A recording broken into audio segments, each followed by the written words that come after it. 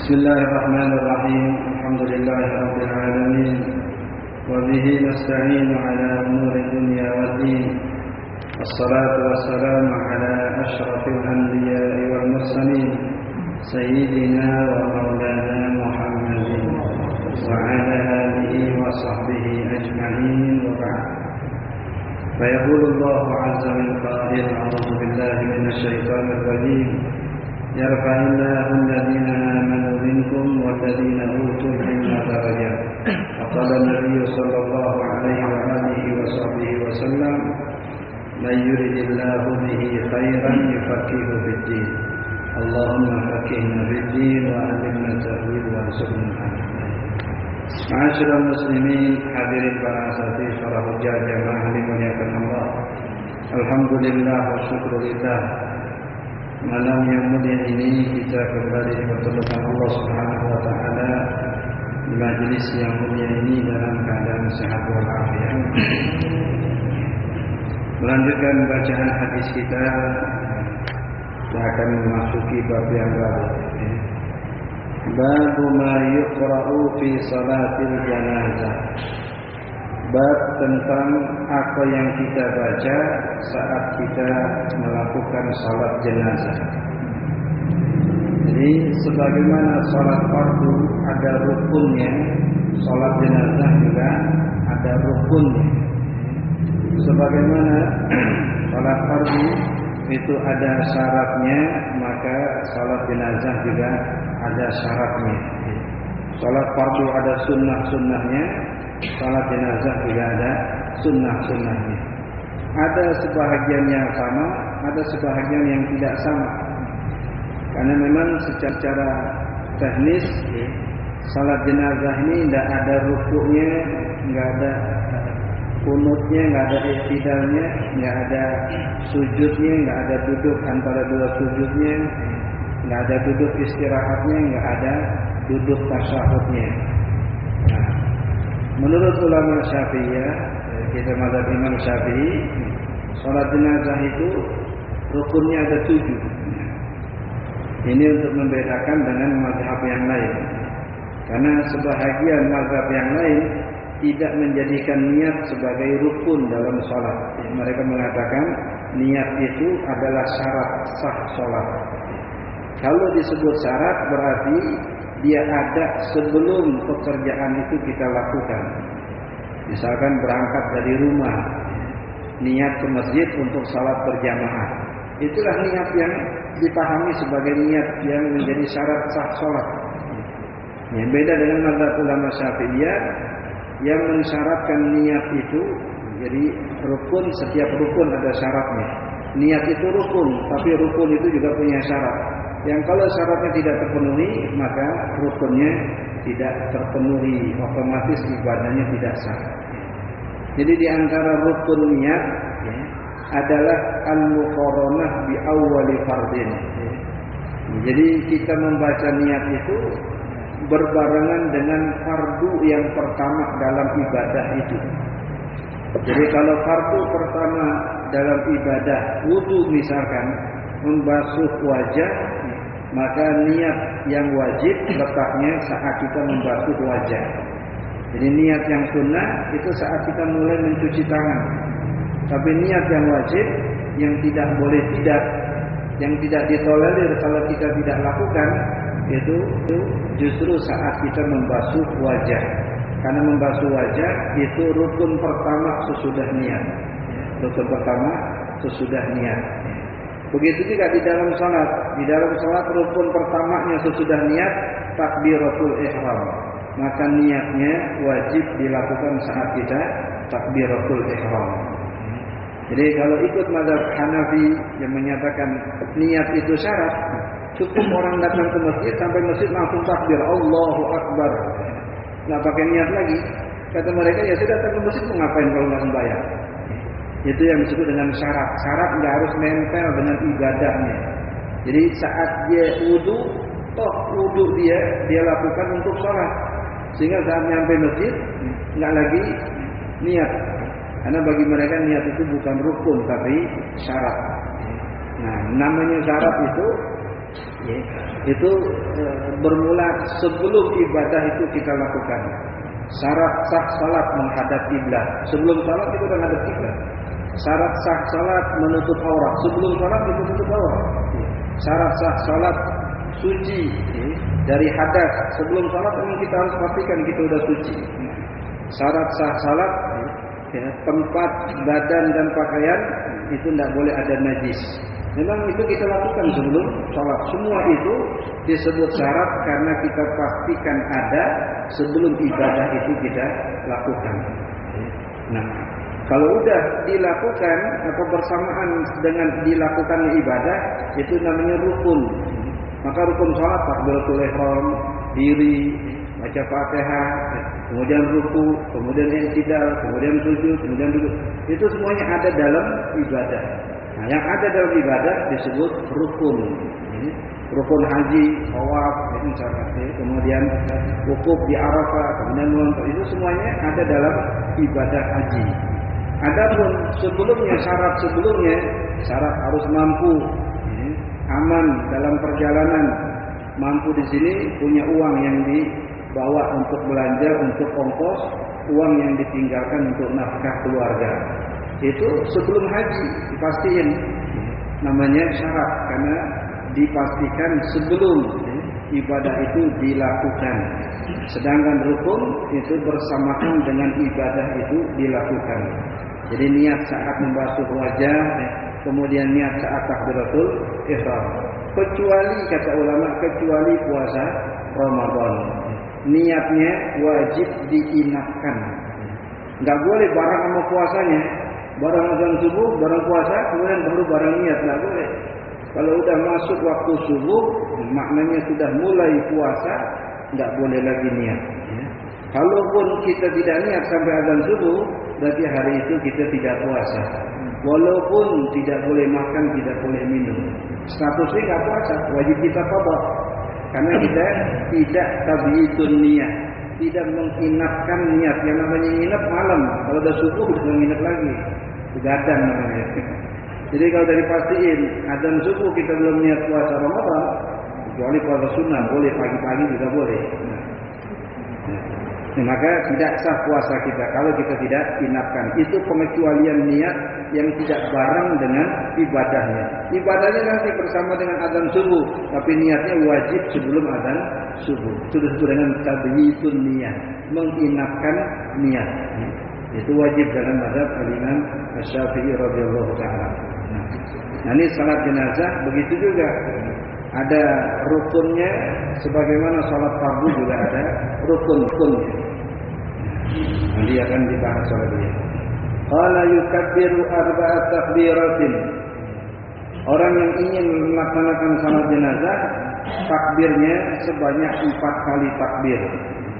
Jadi arba' takbiratin, tadi tidak ada ruku, tidak ada sujud, tidak ada duduk tasyahud. Yang ada adalah takbir 4 kali. Nah, lalu apa yang dilakukan saat kita takbir 4 kali? Yata'awwaz ba'dal ula. Membaca ta'awuz setelah takbir yang pertama. Jadi saat kita takbiratul ihram untuk salat jenazah, itu kita sudah niat di dalamnya. Sholli sunnatal janazati, misalnya sholli ala hadhiyal mayyiti, abba takbiratin fardhu kifayatin ma'lumun lillahi ta'ala. Kemudian Allahu akbar. Setelah takbir yang pertama, walaupun ini sunnah kita membaca ta'awuz, a'udzubillahi minasyaitonir rajim. Nah, ini tidak gugur kesunnahannya sebagaimana gugur kesunnahan doa iftitah. Kalau dalam salat jenazah itu tidak disunahkan doa iftitah.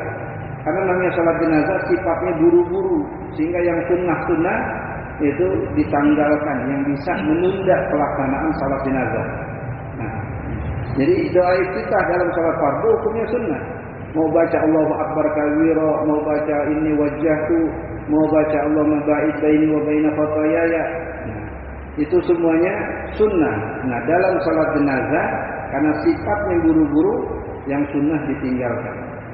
Ruku sama sujud aja kagak, saking buru-burunya gitu. Ya udah cepetin asri bil jenazah kata Nabi. Nah, Nah, setelah takbiratul ihram kita tidak disunahkan baca iftitah, tapi tetap disunahkan baca ta'awudz. Nah, baca ta'awudz sebagaimana dalam salat fardu itu juga disunahkan baca ta'awudz setiap rakaat sebelum baca Fatihah. Jadi pengecualiannya kalau kita sudah baca Fatihah kelupaan baca ta'awudz, itu udah enggak kita baca lagi karena udah lewat waktunya. Waktunya sebelum baca Fatihah. Begitu juga dengan doa iftitah, Allahu akbar kabira atau Allahumma ba'id baini atau inni wajjahtu. Nah, itu gugur kesunahannya kalau kita sudah mulai baca Fatihah. Misalkan kita baca Allahu akbar, bismillahirrahmanirrahim, alhamdulillah. Itu enggak bisa mundur lagi. Dikatakan ulama lifawatil mahal, karena posisinya udah lewat. Hati sebelum baca Fatihah, baca iftitah. Nah, kalau udah lewat waktunya dan kita udah masuk ke dalam Fatihah, yang Fatihah itu fardu, nggak bisa ngakret ke belakang buat yang sunnah. Itu udah masuk yang fardu, kalau udah masuk fardu nggak bisa ke belakang. Nah, ini. Jadi kita tidak disunahkan baca iftitah kalau sudah baca Fatihah. Nah, ta'awudz ini, a'udzubillahi minasyaitonirrajim, itu berdasarkan hadis. Ada seorang sahabat datang kepada Rasulullah SAW. Dia katakan, ya Rasulullah, inni ajidu fi salati. Ya Rasulullah, saya merasakan gangguan di dalam salat. Enggak khusyuk kalau sembahyang. Ada aja bisikan, ada aja ingatan ini, ingatan itu, bisikan ini, bisikan itu. Kata Nabi SAW, Iza wajadta fasta'izillah. Kalau kamu merasakan gangguan di dalam salat, maka bacalah ta'awudz. A'udzubillahi minasyaitonirrajim. Ini enggak ditetapkan posisinya. Jadi kalau dia mengalami gangguan saat dia berdiri, dia bacanya ta'awudz ketika berdiri. Ketika dia dapatkan gangguan ketika sujud, dia dibaca dalam keadaan sujud. Karena tidak ada posisi yang pasti yang ditetapkan oleh Rasulullah SAW. Pokoknya kalau engkau merasakan gangguan, baca ta'awudz. Idza wajadta fasta'iz billah. Kalau mau merasakan kehadiran bisikan syaitan, segera baca a'udzubillahi minasyaitonir. Beberapa hari sesudahnya kemudian dia datang kepada Nabi SAW. Katakan, ya Rasulullah, zahaba anni ma ajid. Sudah hilang itu gangguan-gangguan yang biasa ganggu saya di dalam salat. Ini ada setan khusus yang gangguin kita dalam salat, disebut dengan al-khannas. Ya.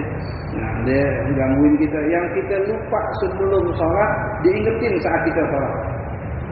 Nah, maka Sayyidina Umar katakan gitu.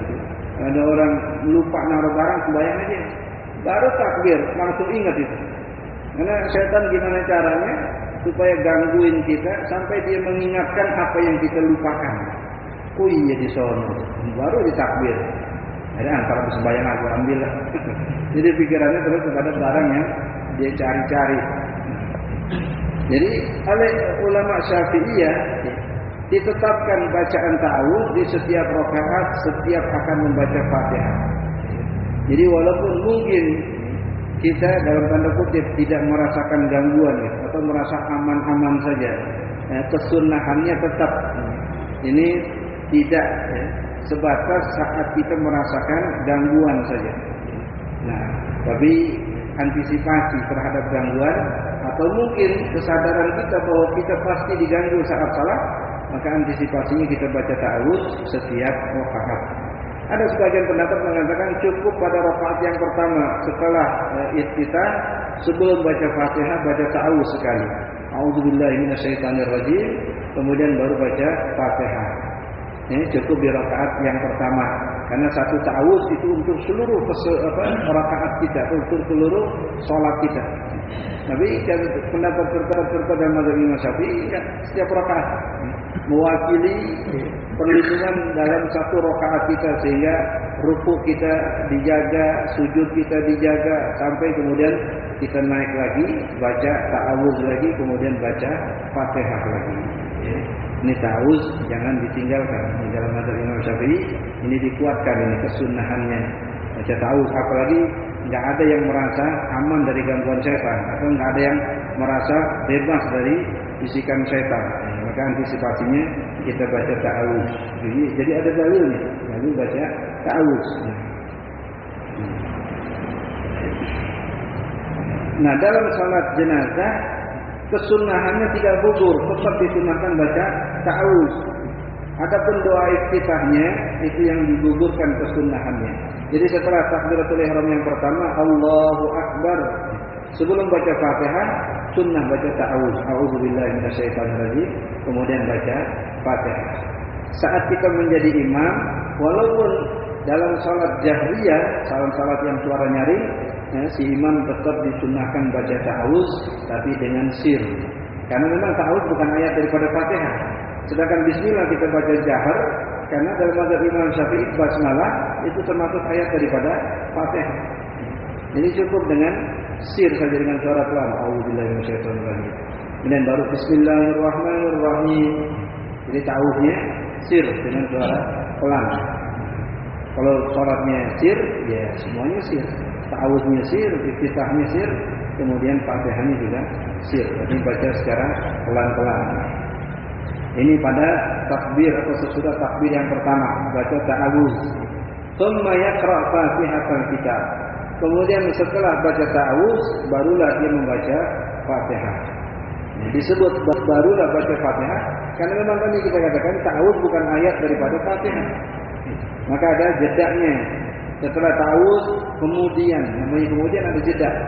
Setelah ta'awudz baru kemudian baca Fatihah. Enggak langsung. Karena memang tadi bukan bahagian daripada surah Al-Fatihah. Tsumma yukabbiru tsaniyata. Kemudian takbir yang kedua. Takbir intiqal, takbir kepada yang kedua atau kepada kedua takbir. Kalau kita ke rakaat yang kedua. Kalau ini kan enggak disebut rakaat, disebut takbir. Takbir pertama, takbir kedua. Kalau salat fardu, rakaat pertama, rakaat kedua. Dalam salat jenazah, takbir pertama, takbir kedua. Tsumma yusalli 'alan Nabi sallallahu alaihi wasallam. Kemudian dia membaca salawat kepada Rasulullah SAW. Jadi pada takbir yang kedua bacanya salawat. Nanti dijelaskan mana yang ditolerir untuk kita rubah-rubah. Fatihahnya setelah takbir yang pertama boleh nggak kalau dibaca setelah takbir yang keempat misalkan. Doa buat si mayit biasanya kita baca pada takbir yang ketiga. Boleh nggak kalau ditaruh di takbir yang pertama? Ini masalah bacaannya. Takbirnya sih dalam pendapat mayoritas ulama 4 kali takbir. Walaupun mazhab yang lain ada yang menyatakan 5 kali takbir. Ada juga pendapat mengatakan 7 kali takbir. Bahkan ada yang sampai 9 kali takbir. Ada yang kadang melihat kapasitas orang yang disalatkan. Ulama besar nggak cukup dikali 4 kali takbir. Bahkan bisa sampai 7 kali takbir diriwayatkan. Nah, setelah takbir yang kedua kita membaca salawat kepada Rasulullah SAW sebagaimana yang kita baca saat tasyahud akhir yang kita sebut dengan salawat Ibrahimiyah. Salawat Ibrahimiyah karena di situ disebut nama Nabi Ibrahim. Yang namanya salawat identik dengan nama Rasulullah. Jadi walaupun tidak disebut nama Rasulullah dalam nama salawatnya, itu sudah pasti ada nama Nabi di dalam salawat tersebut. Allahumma sholli ala Sayyidina Muhammad. Walaupun namanya salawat kamilah, walaupun namanya salawat tafridiyah, walaupun namanya salawat munjiyah, salawat fatih dan seterusnya, tapi nama Nabi pasti disebut. Nah ini karena jarang-jarang nama Nabi Ibrahim disebut, sehingga salawat ini dinamakan dengan salawat Ibrahimiyah. Allahumma shalli ala Sayyidina Muhammad wa ala kama shallaita ala Sayyidina Ibrahim sampai innaka Hamidun Majid. Seperti yang kita baca pada tasyahud akhir. Itu kita baca sesudah takbir yang kedua pada salat jenazah. Qala Allahumma shalli ala Muhammad wa ala ali Muhammad wal afdal an yutimmahu biqaulihi, yang afdal disempurnakan sampai selesai. Yang walaupun sampai di situ saja sudah cukup. Allahumma shalli ala Muhammad wa ala ali Muhammad. Jadi di ibadah yang rukunnya atau yang salah satu dari rukunnya salawat kepada Rasulullah, maka bentuk salawatnya harus memenuhi kadar minimal. Kadar minimal salawat Allahumma shalli ala Muhammad wa ala ali Muhammad. Nah cukup Allahumma shalli ala Muhammad tanpa menyebutin wa ala ali Muhammad. Karena ketika ayat turun innallaha wa malaikatahu yusholluna 'alan nabi, Sebagian ulama menjelaskan turunnya pada malam nisfu Sya'ban. Ketika ayat itu turun, para sahabat datang kepada Rasulullah SAW. Kemudian mereka mengatakan, ya Rasulullah, inna na'lam kaifa nusallimu 'alaika fa kaifa nusalli 'alaika. Kan ayat ini turun dengan dua perintah. Ya ayyuhalladzina amanu shallu 'alaihi wa sallimu. Salawatlah dan salamlah kepada Rasulullah. Dua perintah. Pertama perintah salawat, yang kedua perintah salam. Maka mereka mengatakan, kami tahu bagaimana salam kepada engkau. Assalamu alayka ya Rasulullah. Assalamu alayka ya Nabi Allah. Assalamu alayka ya Habiballah. Nah, itu redaksi sebagian sahabat. Ada lagi salawat Sayyidina Abdullah bin Mas'ud radhiyallahu ta'ala yang masyhur. Nah, jadi perintah ini perintah salawat dan salam. Kalau salam kami sudah tahu, nah salawat kami belum tahu bagaimana redaksinya. Ini namanya maqamul bayan. Posisi Nabi harus menjelaskan. Karena turun perintah. Bagaimana mereka bisa menjalankan perintah kalau mereka nggak paham apa yang diperintahkan? Salawat apa paham? Yang kita tahu salawatnya jamak daripada salat. Kalau satu salat namanya salat. Kalau tiga salat atau lebih namanya sholawat. Khamsu sholawatin, 5 kali salat. Tapi ini istilah khusus nih sholawat di sini bukan jamak daripada salat, tapi sholawat ucapan doa kepada Allah untuk Rasulullah SAW. Bagaimana tuh redaksinya? Kami belum tahu. Nah, saat itu Nabi dalam posisi menjelaskan perintah yang Allah perintahkan. Berarti kadar yang harus dilakukan oleh seseorang supaya dia bisa dikategorikan melaksanakan perintah atau sudah dikategorikan melaksanakan perintah kalau salawat yang dibaca seperti salawat yang diterangkan oleh Rasulullah ini. Kata Nabi, "Qulu, ucapkanlah Allahumma shalli ala Muhammad wa ala ali Muhammad." Okay. Jadi ada ali, ada keluarga. Kalau itu enggak dibawa, enggak sah salawat kita. Kalau ibadah yang rukunnya ada salawat. Kecuali kalau salawat biasa. Kalau kita salawat biasa, salawat kepada Rasulullah tidak jadi. Sallallahu alaihi wasallam Muhammad misalkan. Atau Allahumma shalli ala sayyidina Muhammad wa ala ali sayyidina Muhammad. Atau sekedar tadi Allahumma shalli ala sayyidina Muhammad, cukup salawat. Tapi kalau dalam ibadah yang salah satu rukunnya baca salawat, minimal salawatnya Allahumma shalli ala Muhammad wa ala ali Muhammad. Karena itu yang diajari nama Nabi ketika ditanya oleh sahabat.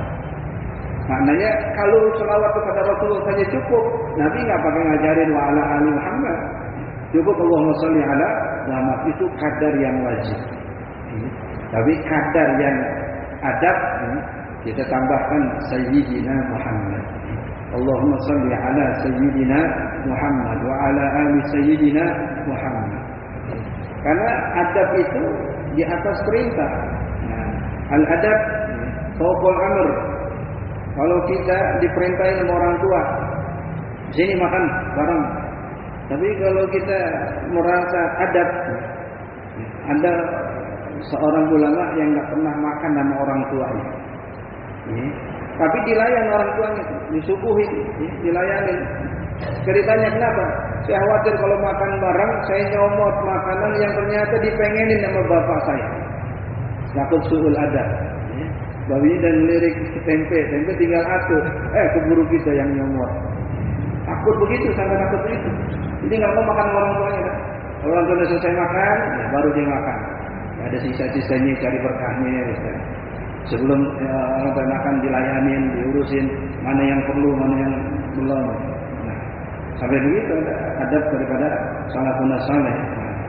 Ini begitu juga kalau orang tua nyuruh tuh makan sini, kan makan apa? Nyuruh tuh perintah itu hukum asalnya wajib. Tapi secara adab kita merasa nggak pantas. Atau guru begitu juga kadang-kadang murid ya, disuruh makan sama gurunya, itu kalau bisa makan ya.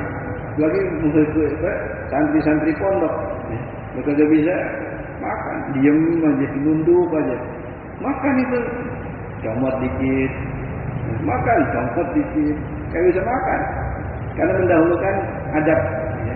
Sebagaimana Sayyidina Abu Bakar radhiyallahu ta'ala anhu, ini lebih fenomenal lagi. sudah jelas-jelas beliau jadi imam ketika Nabi lagi sakit.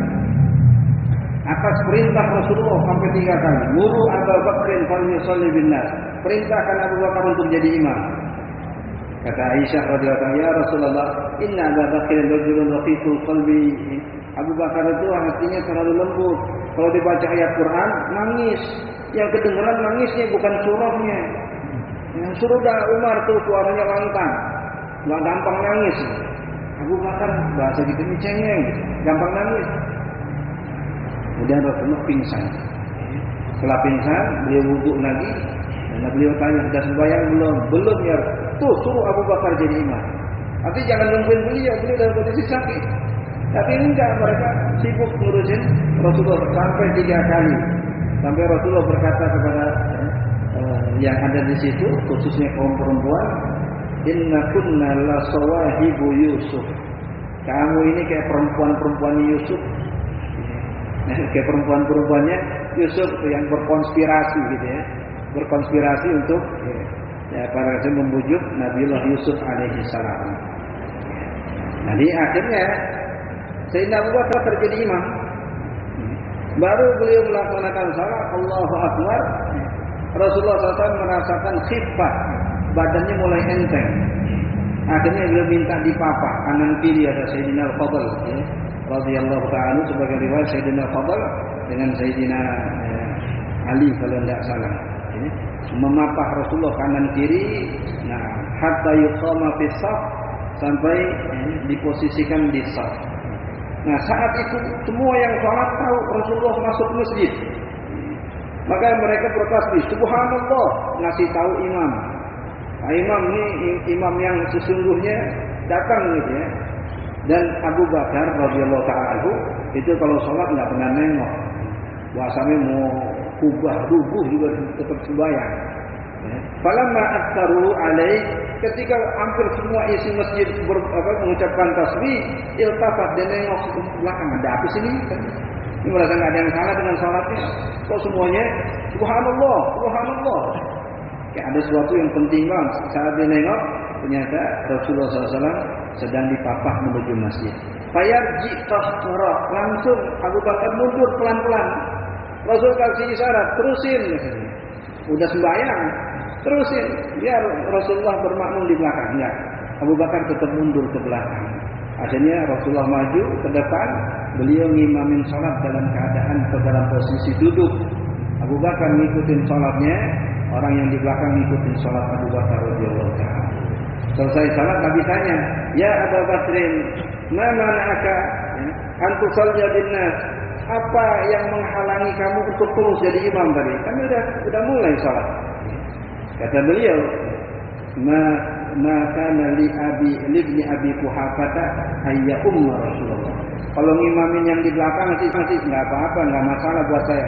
Tapi ngimamin Nabi masalah buat saya. Ya, akhirnya beliau mundur tadi. Tinggal Rasulullah maju. Itu perintah. Dari tadi 3 kali perintahkan Abu Bakar untuk jadi imam. Setelah akhirnya beliau jadi imam, tahu Rasulullah masuk, mundur.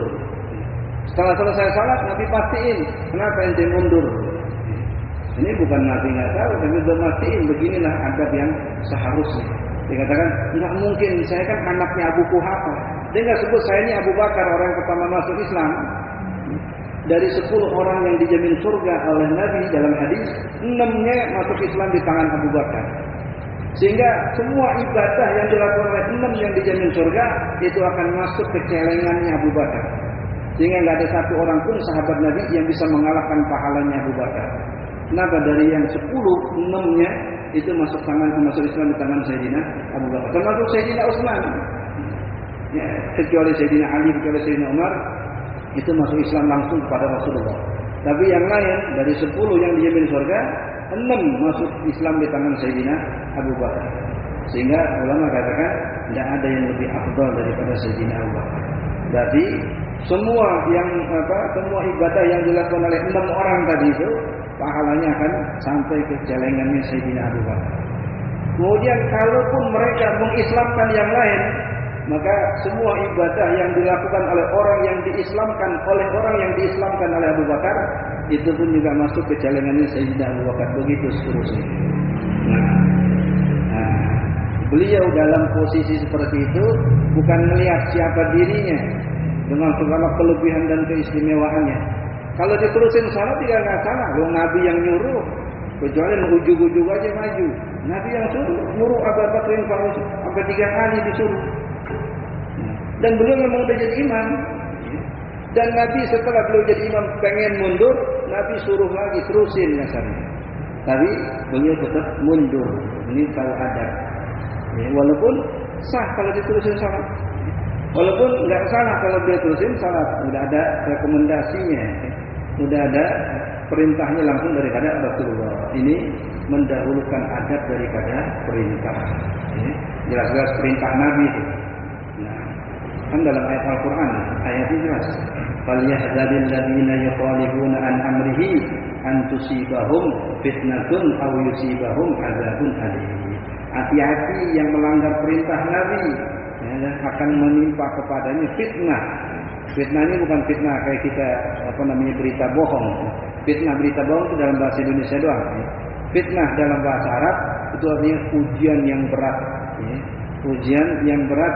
Au azabun alim, atau dia akan mendapatkan azab yang pedih kalau melanggar perintah Rasulullah SAW. Ini jelas-jelas diperintahin, tapi belum mendahulukan adab. Sayyidina Ali dalam perjanjian Hudaybiyah, ditulis dalam perjanjian Hudaybiyah itu, hadza ma ahada alaihi Rasulullah sallallahu alaihi wasallam, Quraisy Makkah. Ini adalah perjanjian yang ditulis antara Muhammad Rasulullah dengan orang-orang Quraisy yang ada di kota Makkah. Orang Quraisy protes, Muhammad, kenapa yang ditulis di situ Muhammad Rasulullah? Siapa yang ngakuin ente sebagai Rasulullah? Kami nggak ngakuin. Jangan tulis status yang kami nggak akuin. Hapus ke Rasulullah, tulis aja Muhammad bin Abdullah. Kan jelas-jelas nama orang tua ente bin Abdullah. Kenapa tulis status yang kami perangi? Kami selama ini merangin karena status kamu sebagai atau ngaku sebagai Rasulullah. Ya, perjanjian ya harus ada kesepakatan dua pihak. Kata Nabi Ali, hapus tuh yang Rasulullah, ganti Muhammad bin Abdullah. Kata Ali, enggak mau ya Rasulullah. Tangan ini enggak akan mungkin menghapus status Rasulullah, Muhammad Rasulullah. Akhirnya Nabi yang hapus, ganti oleh yang nulis ganti dengan bin Abdullah. Itu perintah suruh hapus, kagak mau. Mana mungkin saya menghapus Muhammad Rasulullah? Kalaupun dihapus, dia nggak salah, Nabi yang nyuruh. Tapi secara adab nggak bisa status ini. Biarin mereka nggak mau, biarin mereka mengingkari. Kalau saya nggak bisa. Itu namanya adab mendahulukan. Nah, sebahagian ulama juga mengatakan demikian. Adab, yang nggak sampai hati kita menyebut nama Nabi Muhammad begitu aja. Dalam hadis Nabi SAW katakan, man dzukirtu indahu falam yusalli alayya faqad akhta'a tariqal jannah. Siapa yang namaku disebut kemudian tidak berselawat kepadaku, sungguh ia telah menyimpang dari jalan surga. Ini bukan sekedar bakhil, hadis yang kita sering dengar. Al-bakhil man dzukirtu indahu falam yusalli alayya. Orang yang pelit yang saat namaku disebut tidak berselawat kepadaku. Tapi bukan sekedar itu. Faqad akhta'a tariqal jannah. Sungguh dia sudah menyimpang dari jalan menuju surga. Dan kalau menyimpang dari jalan menuju surga kemana? Padahal akhirat cuma ada 2 kampung halaman.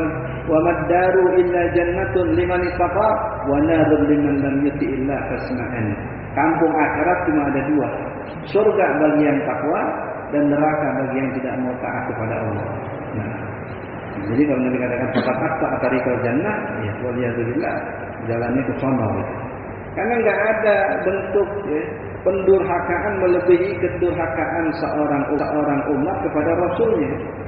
Ya, durhaka sama orang tua aja enggak ketulung-tulung itu ancamannya. Padahal jasa orang tua brojolin, kadang brojolin kita doang, kadang gitu ya. Ada yang sudah dibrojolin kagak dididik, kagak diurusin, kagak di ini. Tapi hak untuk memuliakannya itu enggak gugur bagi anaknya. Apalagi Rasulullah SAW yang menyebabkan hidayah bagi kita, yang menyebabkan keselamatan dunia akhirat bagi kita, yang akan memberikan syafaat untuk kita dan seterusnya. Jadi kalau Nabi SAW dalam hadis Ini bukan kepentingan pribadi. Mentang-mentang gitu ya, bahasa kita mentang-mentang banyak jasanya, dikit-dikit suruh salawat, dikit-dikit suruh banyakin salawat. Bukan buat beliau, bukan buat kita. Bukan buat beliau, buat kita. Ini diantara zikir yang tidak pernah ditolak oleh Allah SWT, bahkan bisa mengangkat doa kita. Saat kita doa, di awal dan di akhir doa kita salawat. Yang ada di tengah-tengahnya itu diangkat oleh Allah SWT. Karena salawat tidak bakal ditolak oleh Allah SWT. Nah, zikir bisa ada yang ditolak oleh Allah SWT.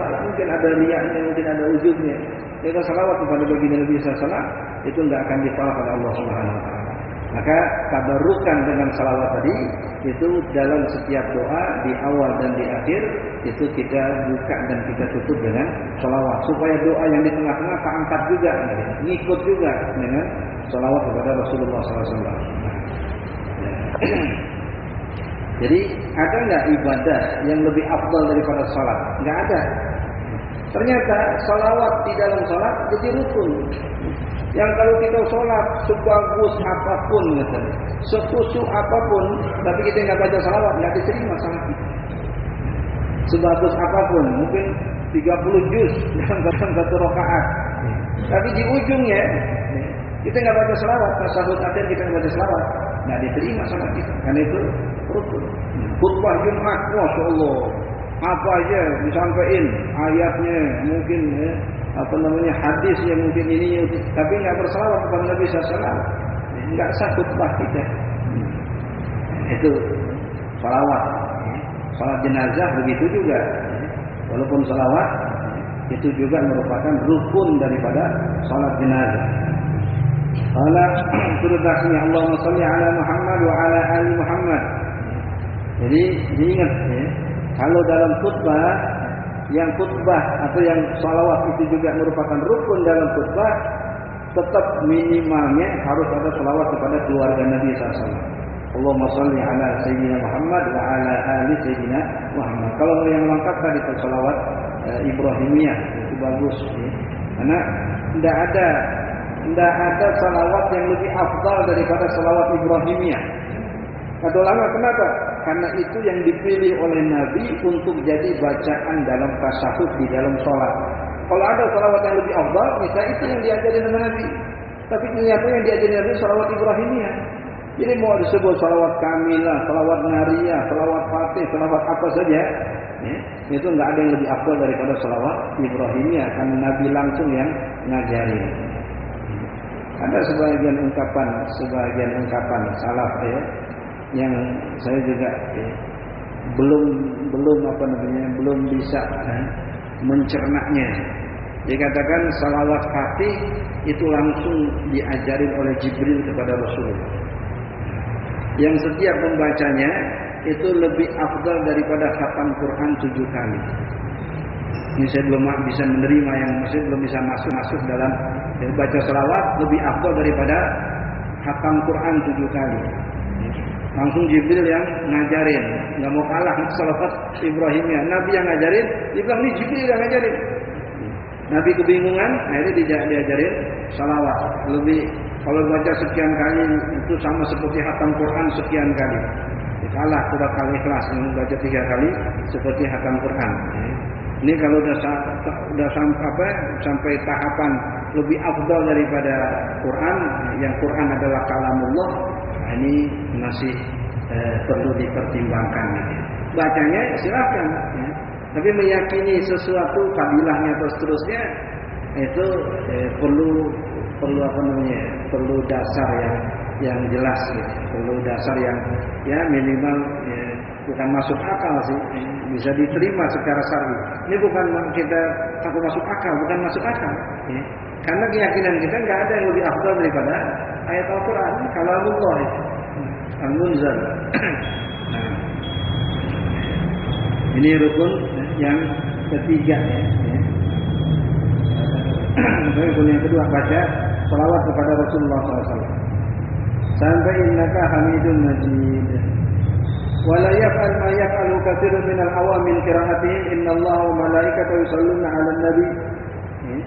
Enggak usah ditambah-tambahin Jadi setelah Allahu Akbar, innallaha wa malaikatahu baru Allahumma sholli ala sayyidina, enggak usah. Karena memang enggak diajarin bacaan itu oleh Rasulullah SAW. Fa innahu la tasih salatuhu idza tasara alaihi. Kalau dibaca ayat itu, innallaha wa malaikatahu, tapi dia enggak berselawat kepada Rasulullah, enggak sah salat jenazahnya. Karena rukunnya selawat, bukan baca ayat itu. Nah, rukunnya selawat. Di dalam salat jenazah tidak ada membaca surah. Jadi setelah takbir pertama baca Fatihah, setelah takbir kedua selawat kepada Rasulullah, setelah takbir ketiga doa kepada si mayit, setelah takbir keempat doa secara umum. Enggak ada baca surah, sebagaimana enggak ada baca doa iftitah. Jadi kalau baca surah tapi dia enggak baca selawat, enggak diterima. Kalau ditanya dalam posisi ini, lebih afdal mana surah Quran daripada salawat? Ini surah Quran, tapi ketentuannya bukan begitu. Ini bukan masalah afdaliyah, ini masalah ketentuan hukum. Ketentuan hukum salat jenazah, baca apa rukunnya salawat, bukan baca surah. Maka kita katakan sami'na wa ata'na. Nanti selanjutnya beliau akan sebutkan rukun yang keempat, bacaan yang keempat. Terus nanti posisi-posisinya boleh nggak dirubah-rubah. Setelah takbir pertama baca sholawat, takbir kedua baca Fatihah misalkan, dirubah-rubah. Insyaallah pertemuan yang akan datang. Allah Al-Fatihah. Alhamdulillah. Ya Allah ya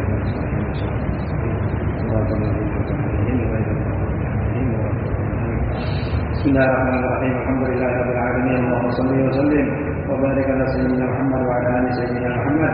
Anfa'na bima 'allamtana 'allimna ma yanfa'una warzuqna wa fid dunya wal akhirah. Waqdi hajatina wa yassir umurana wa shif qulubana wastur uyubana wa amin rawatina wa shfi mardana warham mautana bi fadlikal wasi' ya wasi' ya wasi'. Wa sallallahu ala sayyidina Muhammadin nabiyyi wa ala alihi wasallam. Walhamdulillah. Assalamualaikum warahmatullahi wabarakatuh.